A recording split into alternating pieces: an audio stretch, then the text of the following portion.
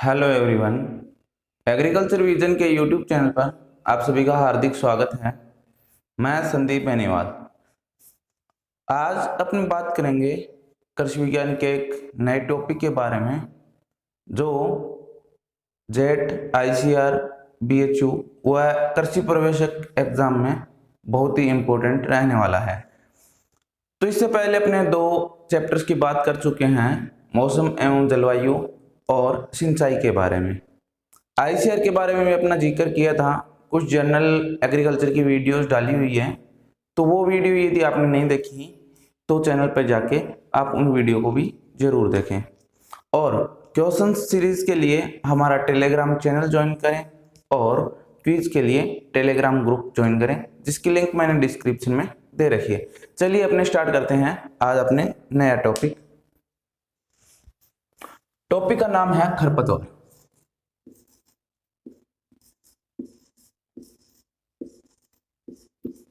खरपतवार या इंग्लिश में अपने इसको बोलते हैं वीड।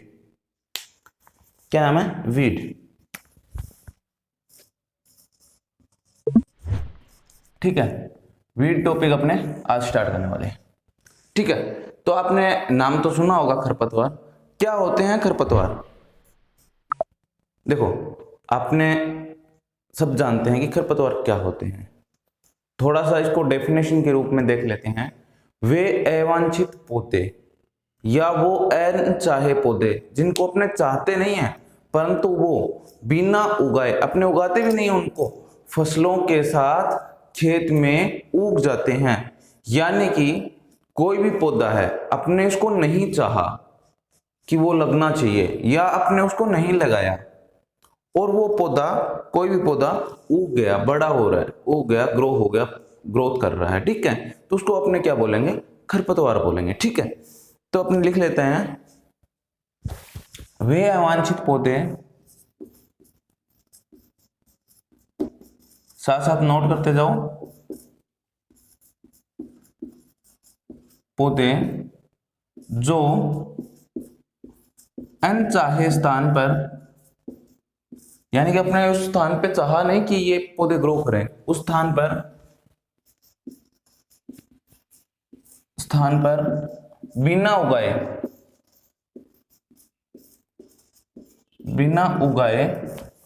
अपने आप उग जाते हैं वह फसली पौधों के साथ या फसलों के साथ पानी, स्थान, प्रकाश यानी लाइट, पोषक तत्व के लिए प्रतिस्पर्धा करते हैं।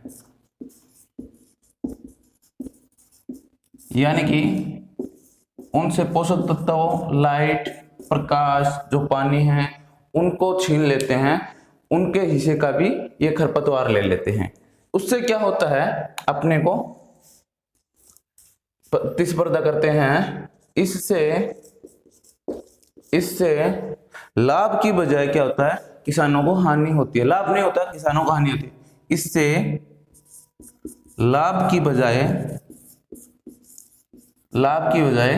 हानि होती है। यानी कि फसलों के साथ यदि खरपतवार के पौधे उगेंगे तो क्या होगा? अपने को लाभ नहीं होगा, उससे हानि होगी। अपने डिटेल में पढ़ेंगे इससे क्या क्या हानि होती है।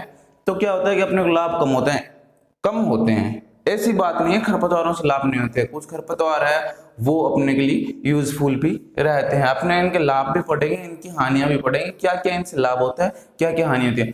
परंतु लाभ की बजाय हानि अपने को ज्यादा होती है। देखते हैं, यहां एरो लगा के लिखो, खरपतवारों से भारत में हानि। खरपतवारों से जो भारत में हानि होती है 35% से 40% खरपतवारों से हानि होती है। यदि कीटों व रोगों से अपने बात करें, तो लगभग 25% अपने को कीटों व रोगों से हानि होती है, 25% कीटों से, 25% रोगों से। और अदर अन्य की बात करें तो अन्य जैसे कोई सब्जी वाली प्लांट लगा हुआ है, कोई अपने को मान लो कोई एनिमल्स आ गए या कोई मनुष्य रात को चोरी करके ले गया, उससे क्या होता है कि अपने को 5% नुकसान होता है। ठीक है, तो ये लॉसेस होते हैं अपने को। सबसे ज्यादा देखो खरपतवारों से अपने को नुकसान होता है। इसके बाद में अपने देखेंगे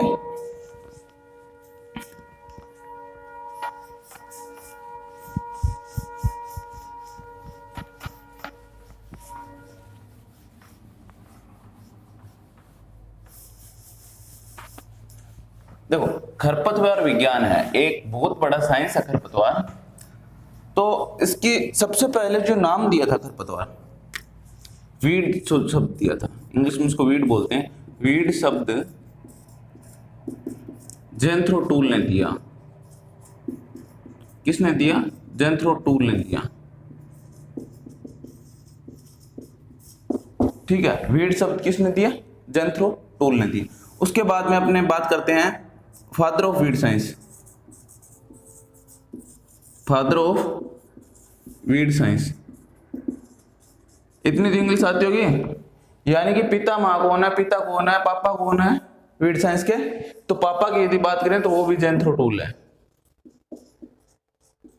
कौन है? जेंथ्रो टूल।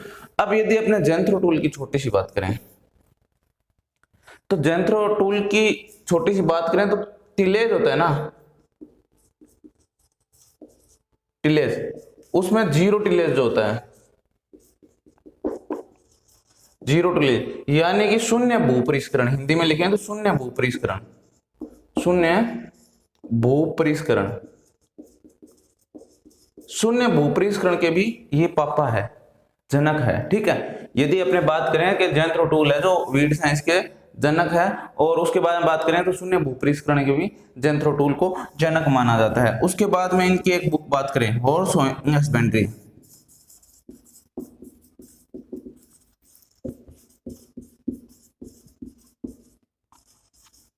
ये है बुक। हॉर्स हस्बेंड्री क्या है? बुक है। ठीक है, फिर आता है खरपतवार अनुसंधान निदेशालय, directorate of weed science. Directorate of weed science कहां पे है? जबलपुर में। कहां है?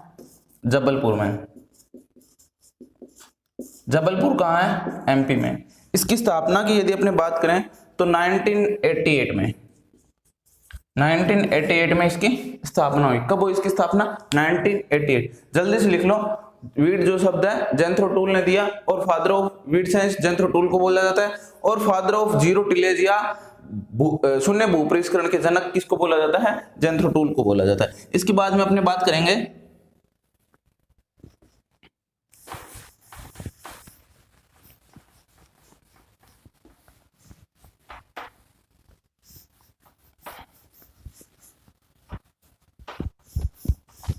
जबलपुर एमपी में। ठीक है, इसके बाद में अपने बात करते हैं कि खरपतवारों का राजा,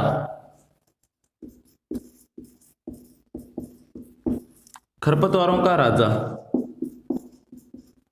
कौन होता है? पता है? गाजर घास।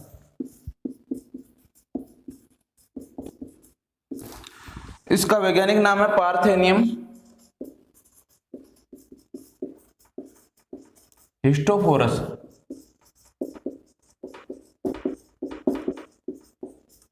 क्या नाम है इसका वैज्ञानिक नाम?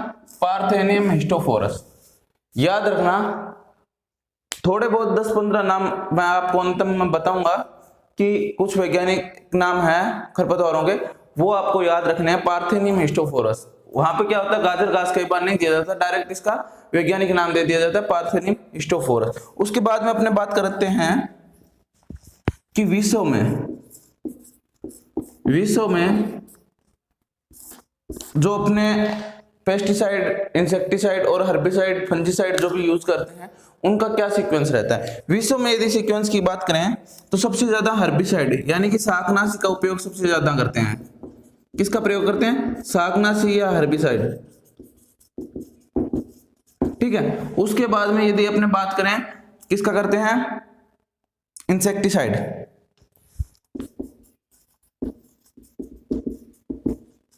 इंसेक्टिसाइड यानी कि कीटनाशक, कीटनाशक। उसके बाद में क्या करते हैं अपने? फंजीसाइड। फंजीसाइड यानी कि कवकनाशी। यदि विश्व की बात करें, यदि विश्व की बात करें तो ये क्रम रहेगा, सबसे ज्यादा शाकनाशी, फिर इंसेक्टिसाइड यानी कीटनाशी, फिर कवकनाशी या फंगिसाइड का यूज करते हैं। यदि अपने भारत की बात करें जी, भारत में किस प्रकार से करते हैं? तो भारत को अंग्रेजी में क्या बोलते हैं? इंडिया, इंडिया बोलते हैं। तो सबसे पहले क्या आ जाएगा? इंसेक्टिसाइड।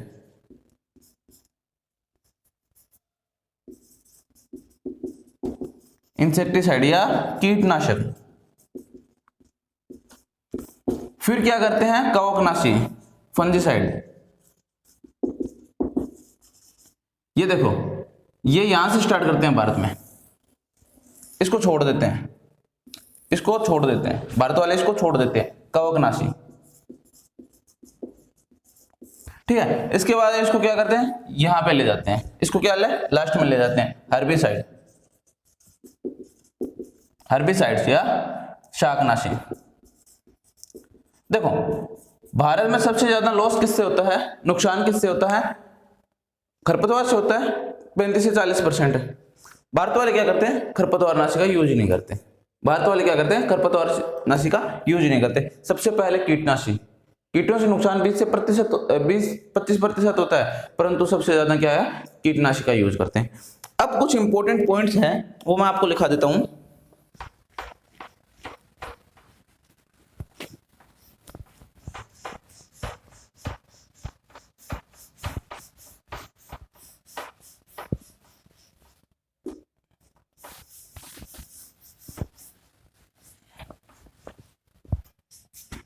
देखो, इंपॉर्टेंस है, सबसे ज्यादा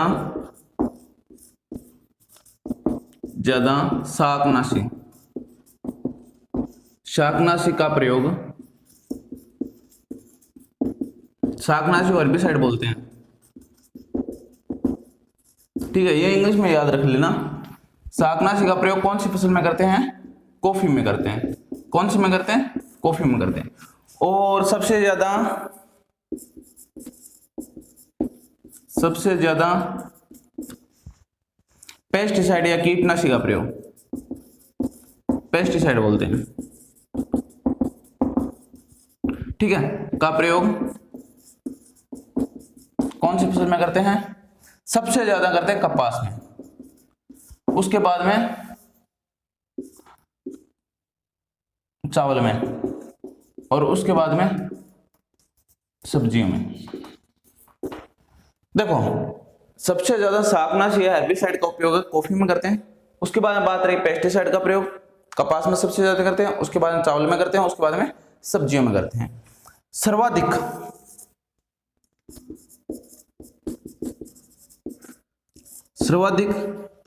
प्रयोग में लिया जाने वाला, सर्वाधिक प्रयोग में लिया जाने वाला शाकनाशी, सर्वाधिक प्रयोग में लिए जाने वाला शाकनाशी कौन सा है? आइसोप्रोट्यूरोन।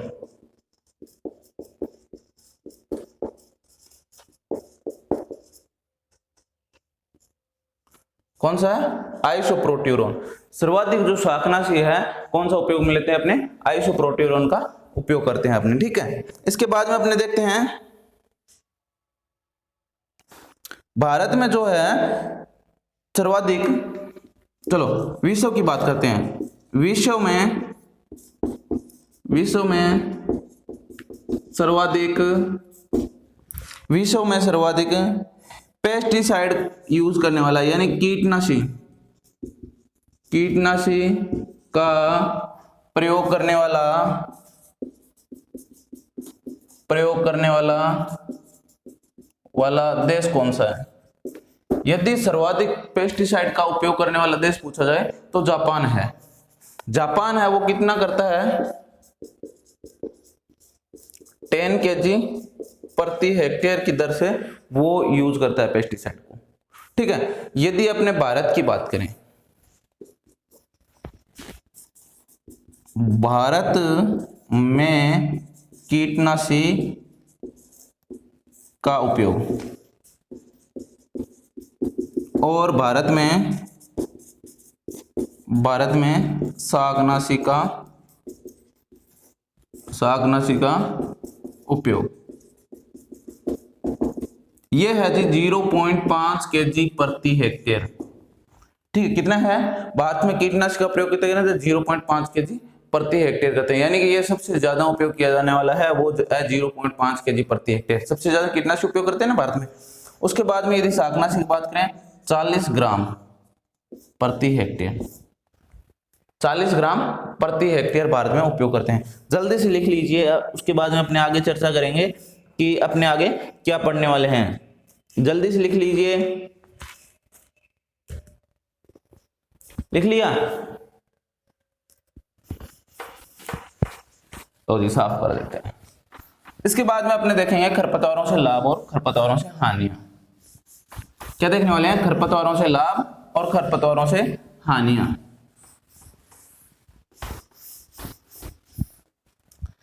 चलिए लिखते हैं खरपतवारों से हानियां।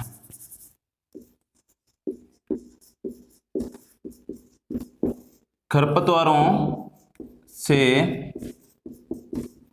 हानियां। देखो वैसे तो जी हानि ही हानि है, फिर भी अपना लिखते हैं कुछ इंपॉर्टेंट जो हानि है उनका अपने जिक्र करते हैं। सबसे पहले मृदा नमी। देखो मैं बहुत ही शॉर्ट में लिखूंगा, आपको इसमें डिटेल नहीं लिखूंगा। मृदा जो नमी है डिटेल आप अपनी थ्योरी बना के लिखते रहना चाहिए, मैं आपको सिर्फ समझाने की कोशिश करूंगा। मृदा नमी है उसमें क्या है कि 7 से 20% जो नमी है, 7 से 20% नमी खरपतवार सोख लेते हैं। जो अपने माना कि पानी दिया, यदि फसलों में साथ में खरपतवार खड़े हैं तो क्या होगा? 7 से 20% नमी है वो खरपतवारों द्वारा अवशोषण कर ली जाएगी। फिर है 2 नंबर पोषक तत्व। पोषक तत्व, पोषक तत्व क्या है कि ये भी है जो 20% के लगभग पोषक तत्व ले लेते हैं। जो खरपतवार है वो 20% पोषक तत्व का उपयोग कर लेते हैं। जैसे मान लो अपने किसी फसल में खरपतवार देना है, उर्वरक या पोषक तत्व देना है, उस फसल में खरपतवार खड़े हैं तो 20% खरपतवार है जो पोषक तत्व ले लेंगे, यानी पौधे को 80% ही प्राप्त होगा। उसके बाद में अपने बात करते हैं फसलों की उपज पर प्रभाव पड़ता है। फसलों की उपज पर प्रभाव पड़ता है, यह लगभग 40 से 50% कम हो जाती है। 40 से 50% जो है वो उपज कम हो जाती है फसलों की, यदि खरपतवार खड़े हैं। क्योंकि देखो उनको पानी कम मिला, उनको उर्वरक कम मिले तो उपज तो ऑटोमेटिक कम होनी है ना। ठीक है, उसके बाद में अपने बात करते हैं 4 नंबर, फसलों के गुणों में कमी। गुणों में कमी, गुणों में क्या कमी आ सकती है? देखो यदि अपने फसलों को गुणों की बात करें तो गुणों में देखो एक तो मिक्स हो गया, एक तो क्या खरपतवार मिक्स हो गया तो उसकी जर्मिनेशन परसेंटेज है, वो प्योरिटी परसेंटेज है, वो कम हो जाएंगे। ठीक है, बीज दुबला पतला रह जाएगा क्योंकि उसको प्रॉपर पोषक तत्व वगैरह लाइट वगैरह प्रॉपर उसको नहीं मिल रही, कुछ खरपतवार भी उससे एब्जॉर्ब कर लेते हैं, इसके कारण उसमें गुणों में कमी आ जाती है। इसके बाद में अपने बात करते हैं रोग व कीटों को शरण देते हैं। 5 नंबर खरपतवार है जो रोग व कीटों को शरण देते हैं।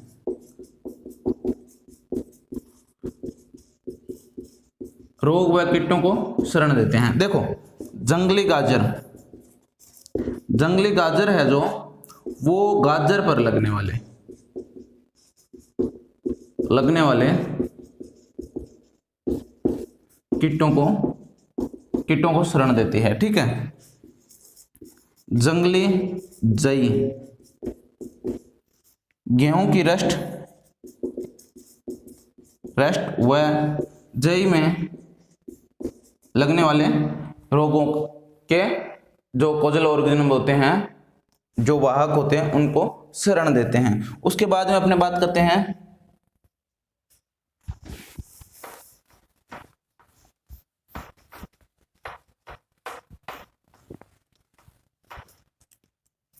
छह नंबर, कृषि उपकरणों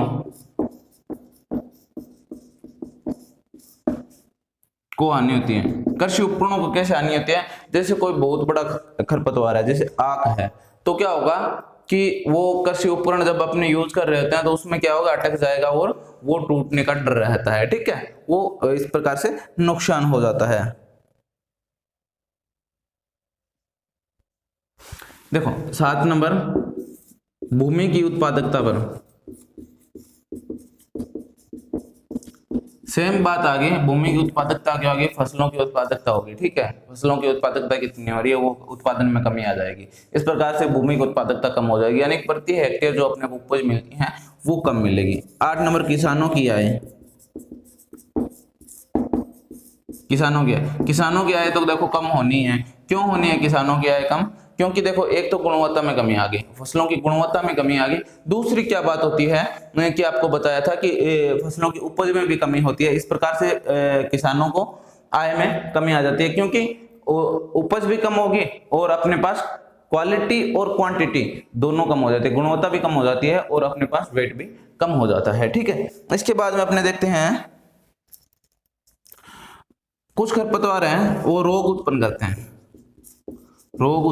हैं, जैसे आपने नाम सुना होगा ड्रॉपसी रोग। क्या नाम सुना होगा? ड्रॉपसी रोग आपने नाम सुना होगा। ड्रॉपसी रोग किससे होता है? ड्रॉपसी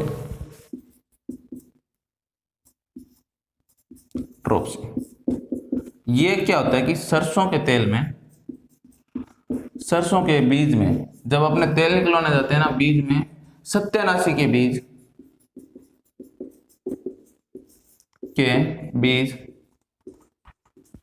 मिल जाने से उनका तेल निकलने पर जो हानि होती है, जो अपने जैसे तेल को उसको खाएंगे ना, तब जो हानि होगी, उससे जो हानि होती है, उससे जो रोग होता है उसको क्या कहते हैं? ड्रॉपसी कहते हैं। ड्रॉपसी बोला जाता है। ड्रॉप्स किसको बोला जाता है? सत्यानाशी के अपने सरसों में बीज मिक्स हो गए, उसके बाद में जो उससे रोग होता है उसको क्या बोला जाता है? ड्रॉपसी बोला जाता है। अब अपने क्या है, पार्थेनियम। देखो पार्थेनियम लिख दिया ना। पार्थेनियम क्या होता है? गाजर घास। पार्थेनियम हिस्टोफोरस क्या होता है? गाजर घास होता है या कांग्रेस घास बोला जाता है। इससे क्या होता है कि इसके यदि जो अपने को चमड़ी पर लगते हैं ना, इसका यदि अपने संपर्क में आते हैं तो इससे क्या होगा, एक स्किन डिजीज हो जाएगी। स्किन डिजीज, स्किन एलर्जी हो जाएगी। ठीक है, यदि अपने बात करें चमड़ी से संबंधित रोग,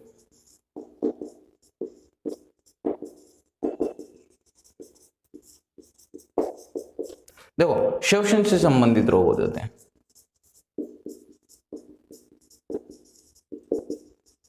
कुछ खरपतवार ऐसे होते हैं जो छोटे छोटे होते हैं और वो क्या होते हैं कि अपने श्वसन क्रिया को बाधित करते हैं। इसके बाद में एक सबसे इंपॉर्टेंट है गाजर घास की जो जड़ों से, 10 नंबर लिखना है अपने को।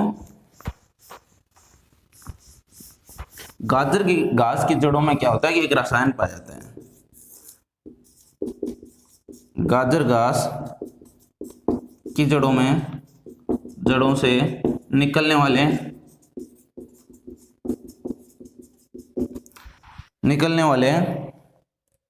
क्या नाम होता है उसका?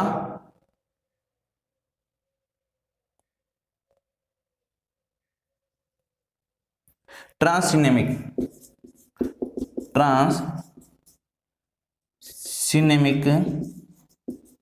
अम्ल, यानी कि इसकी जड़ों से निकलने वाला ट्रांससिनेमिक अम्ल होता है, उसके कारण एलिलोपैथी प्रभाव होता है, एलिलोपैथी प्रभाव होता है। अब देखो एलिलोपैथी क्या होता है, क्या होता है एलिलोपैथी? एलिलोपैथी की अपने अब भी बात करेंगे।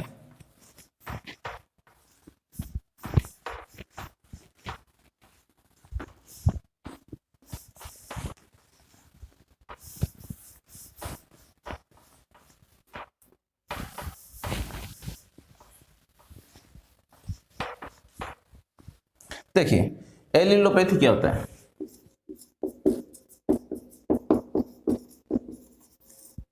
अपने हानियों की बात कर लें। अब एक इंपॉर्टेंट लिखा के लिख लो, एलिलोपैथी क्या होता है। देखो कोई भी फसल है उसकी जड़ों से कोई सिक्रेशन होता है, स्रावित होता है, कुछ रसायन स्रावित होते हैं।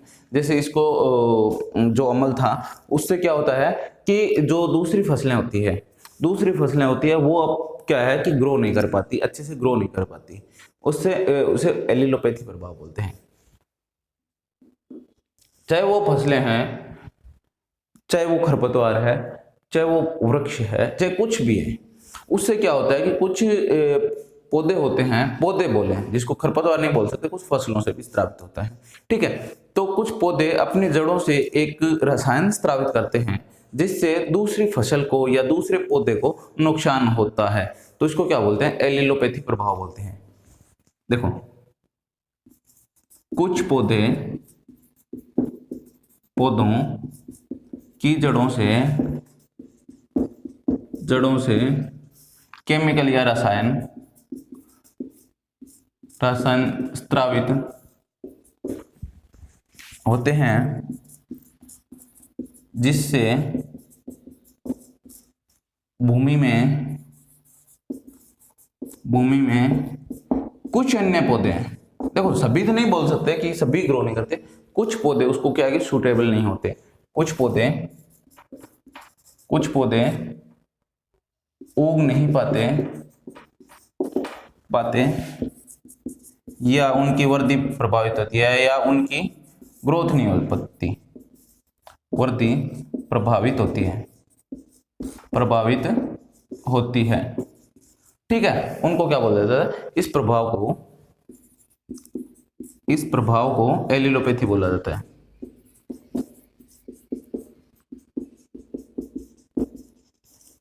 एलिलोपैथी कहा जाता है, क्या बोला जाता है? एलिलोपैथी बोला जाता है। अब अपने देखते हैं खरपतवारों से लाभ, ठीक है। ये एलिलोपैथी हो गया, खरपतवारों से लाभ।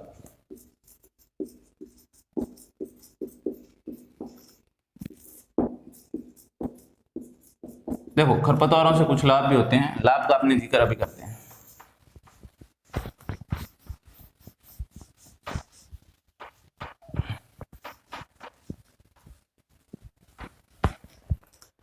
देखिए जो है मोथा है, इसका उपयोग, मोथा का उपयोग इत्र बनाने में किया जाता है। सेंट होता है वो मोथा से बनता है, अच्छी सुगंध वाला होता है, ठीक है। इत्र बनाने में किसका प्रयोग किया जाता है? मोथा का प्रयोग किया जाता है। मैंने बताया था ना कि खरपतवारों से लाभ भी होते हैं, कुछ हानियां होती है तो कुछ लाभ भी होते हैं, लाभ कम होते हैं, हानियां ज्यादा होती है। उसके बाद अपने देखते हैं सर्प विष को दूर करने के लिए, जो सांप काट लेता है उसको दूर करने के लिए एक ल्यूकस एस्परा, देखो देखा मैंने भी नहीं है इसको, और ल्यूकस एस्परा नाम है, इसको याद रखना पड़ेगा। सर्प विष को दूर करने के लिए,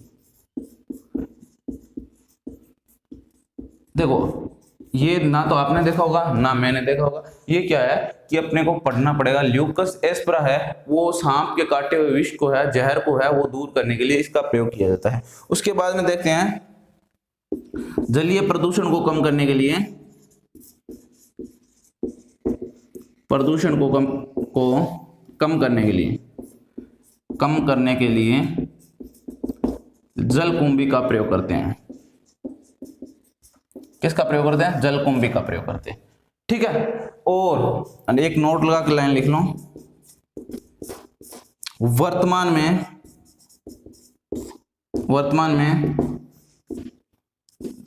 जल प्रदूषण का कारण जलकुंभी बन गई है। देखो, आप बोलोगे सर आप पहले तो ये बता रहे हो कि जल प्रदूषण को कम करने के लिए जलकुंभी का प्रयोग करते हैं, फिर आप बताते हो कि वर्तमान में जल प्रदूषण में सबसे ज्यादा जो योगदान है वो जलकुंभी का। ऐसे कैसे? देखो, भले जमाने में क्या हुआ करता था, जलकुंभी के द्वारा क्या है कि अपने जल को प्रदूषण को कम करने के लिए अपने इसका जलकुंभी का प्रयोग करते थे। ठीक है, इसके बाद में अब वर्तमान स्थिति में क्या हुआ कि जलकुंभी इतना फैल गई है कि वो जल प्रदूषण का एक कारण बन गई है। इसके बाद में अपने बात करते हैं खरपतवारों की विशेषताओं के बारे में। ठीक है, विशेषताओं के बारे में बात करेंगे। इसके बाद में अपने छोटी छोटी वीडियो बनाते रहेंगे क्योंकि ये काफी हार्ड चैप्टर है। यहां तक तो था सिंपल, इसके बाद में ये काफी मुश्किल चैप्टर स्टार्ट होता है। आगे खरपतवारों का वर्गीकरण आएगा, फिर उनको रोकेंगे तो उसमें अपने क्या है, हर्बिसाइड यूज करेंगे तो हर्बिसाइड का क्लासिफिकेशन हो जाएगा, खरपतवारों का क्लासिफिकेशन हो जाएगा, ये ऐसे होता है, ये ऐसे होता है, ये इधर वाले में आता है, ये इधर वाले में आता है। बहुत हार्ड चैप्टर है, परंतु उसको याद अपने को बहुत जरूरी है। इसमें से 2% एवरी ईयर पूछे जाते हैं हर कॉम्पिटिटिव एग्जाम में। एग्रीकल्चर का छोटे से छोटा कृषि प्रवेशक से लेके कोई भी आप एग्रोनॉमी से संबंधित एग्जाम दोगे तो उसमें इससे प्रश्न जरूर पूछा जाता है। तो अपने बात करते हैं खरपतवारों की विशेषताएं।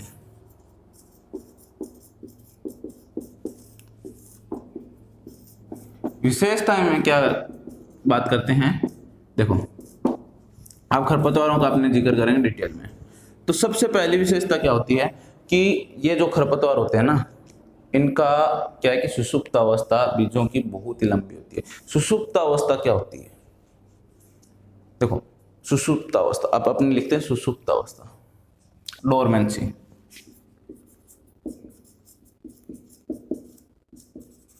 या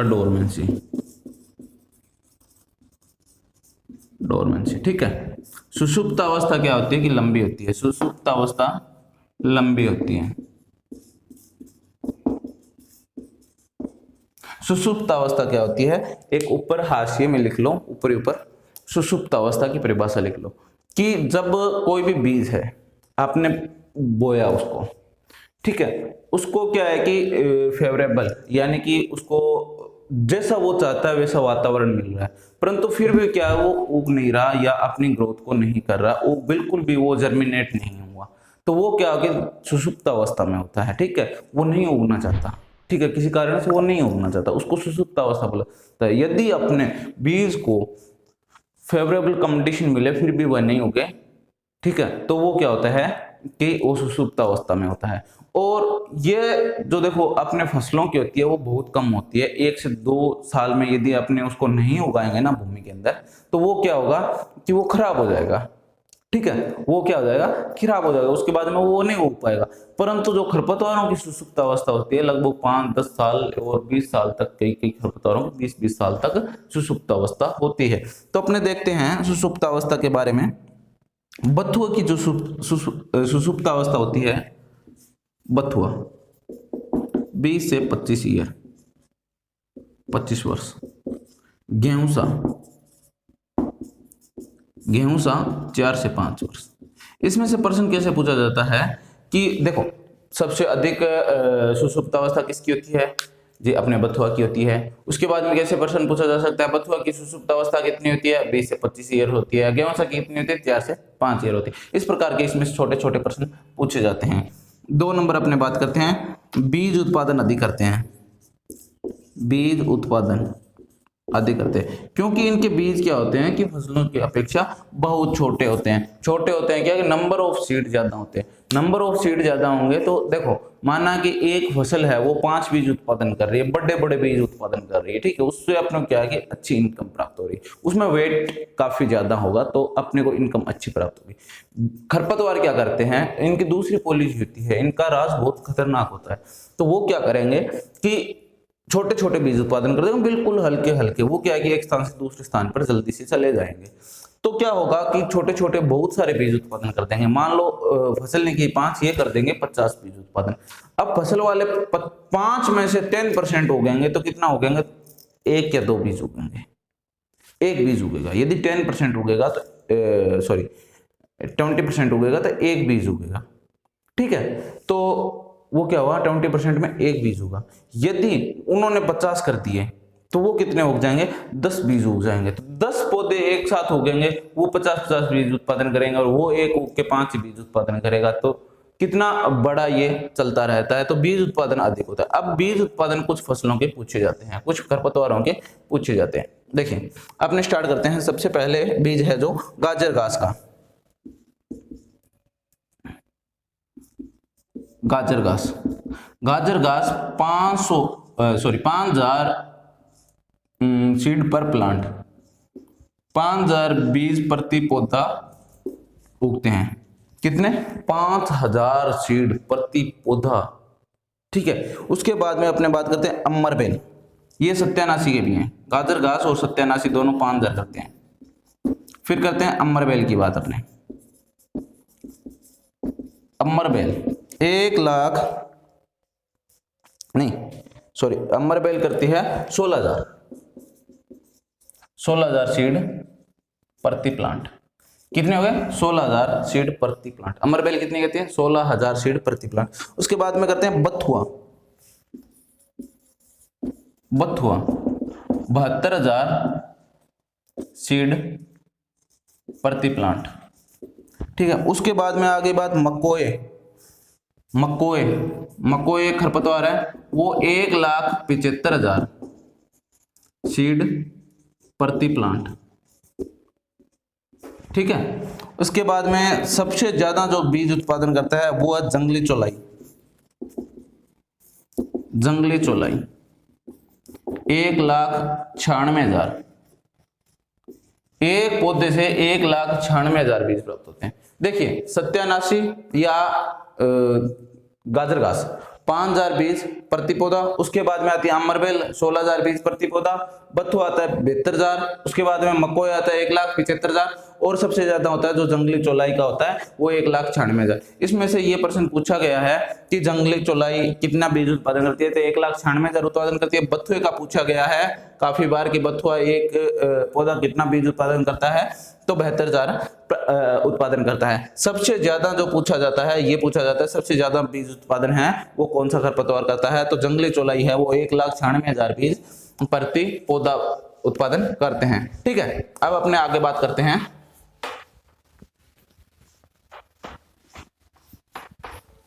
देखिए ये टॉपिक याद कर लेना, ये टॉपिक आपने एग्रीकल्चर पढ़ेंगे तो ये टॉपिक तो अपने को पढ़ना पड़ेगा, क्योंकि सबसे ज्यादा जो समस्या होती है वो क्या होती है, खरपतवारों की होती है, इसलिए ये टॉपिक तो अपने को पढ़ना ही पड़ेगा। उसके बाद में अपने बात करते हैं जड़ों की गहराई।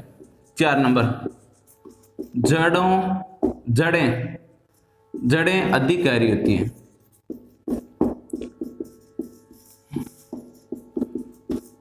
फसलों की जड़ें क्या होती है कि बिल्कुल इतनी सी होती हैं, या तो 4 या 5, 6, 7, 8 सेंटीमीटर तक अधिकतम जा सकती है, क्योंकि अपने क्या होता है कि जो 15 सेंटीमीटर मैक्सिमम है पेड़ पौधों को छोड़ के, फ्रूट ट्रीज को छोड़ के अपने जो भी फसलें हैं उनकी क्या है 15 सेंटीमीटर मैक्सिमम, 15 सेंटीमीटर तो जाती ही नहीं, ठीक है। उसके बाद में खरपतवारों की जड़ें पता है क्या होता है कि मोथे की जड़ है, मोथे की जड़ है वो 5 से 7 फीट होती है। मोथे की जड़ होती है जो 5 से 7 फीट होती है, यानी वो नीचे से ही पोषक तत्वों और जल को ग्रहण कर लेता है, इसलिए वो कम पानी में हो सकते हैं। उसके बाद में बात करते हैं अपने हिरणखुरी की। किसकी, हिरणखुरी। हिरणखूरी की 20 फीट तक जड़ होती है। कितनी होती है? 20 फीट तक जड़ इसकी होती है। 20 फीट गहरी इसकी हिरणखूरी की जड़ होती है। ठीक है, उसके बाद में बात करते हैं मॉर्फोलॉजिकल।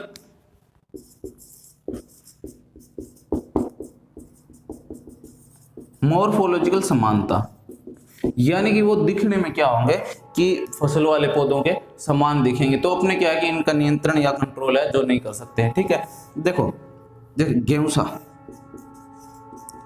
जो गेहूं के समान है।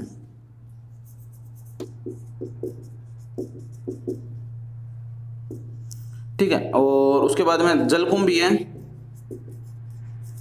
वो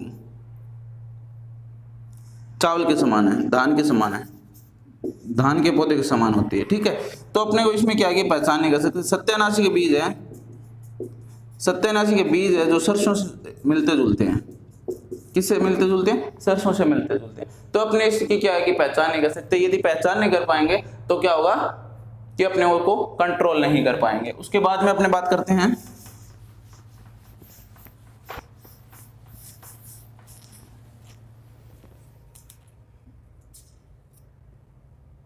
इनमें क्या होता है, कायिक प्रवर्धन पाया जाता है। कायिक 5 नंबर, कायिक प्रवर्धन। कायिक प्रवर्धन क्या होता है कि ये है जो है अपने बीज के अलावा पौधे के अन्य भागों से भी। कायिक प्रवर्धन क्या होता है कि बीज के अलावा पौधे के अन्य भागों से भी वो क्या है कि अपना प्रवर्धन कर लेते हैं, नया पौधा तैयार कर लेते हैं। देखो बीज से सब तो सारे ही करते हैं, लगभग ऑलमोस्ट जो क्रॉप होती है बीज से प्रवर्धन होती है। अब ऐसा तो नहीं है अपने सरसों की पत्ती तोड़ के खेत में यदि लगा देंगे तो वो लग जाएगा। जैसे गुलाब की टहनी तोड़ के अपने अपने घर में लगाते हैं ना, वो लग जाती है। उस प्रकार से तो नहीं है कि सरसों के भी अपने ऐसे कर सकते हैं, सभी क्रॉप के ऐसे कर सकते हैं।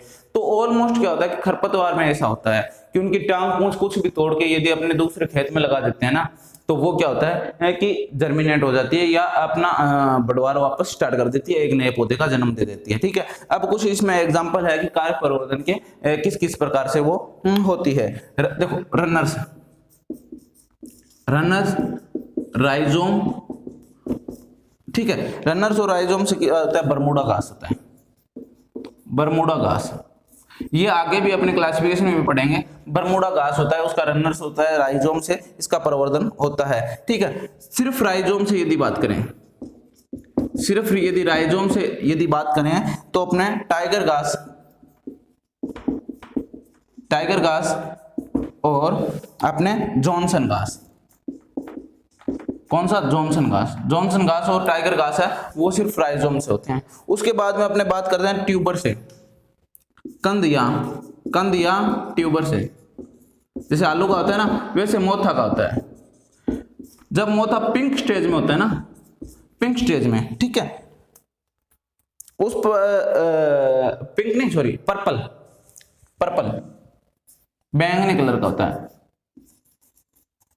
या बैंगनी कलर का होता है। उस टाइम क्या होता है कि वो उसमें कंद से या ट्यूबर से इसका प्रोपोगेशन होता है या प्रवर्धन होता है। रनर से किससे होता है? सिर्फ रनर से बात करें तो दूब घास का किससे होता है? सिर्फ रनर से होता है। इसके बाद में पत्तियों से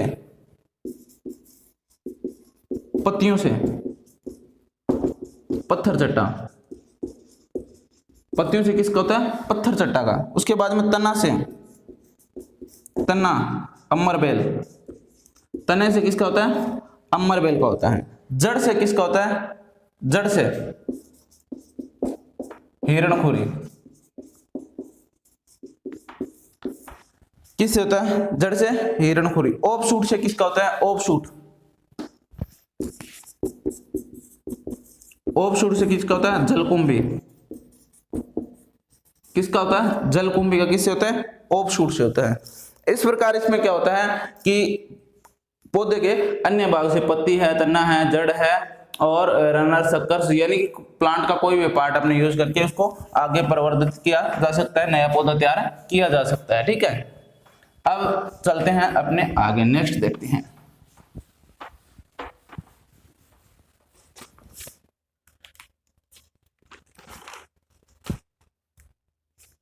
देखो ये है फसलों की अपेक्षा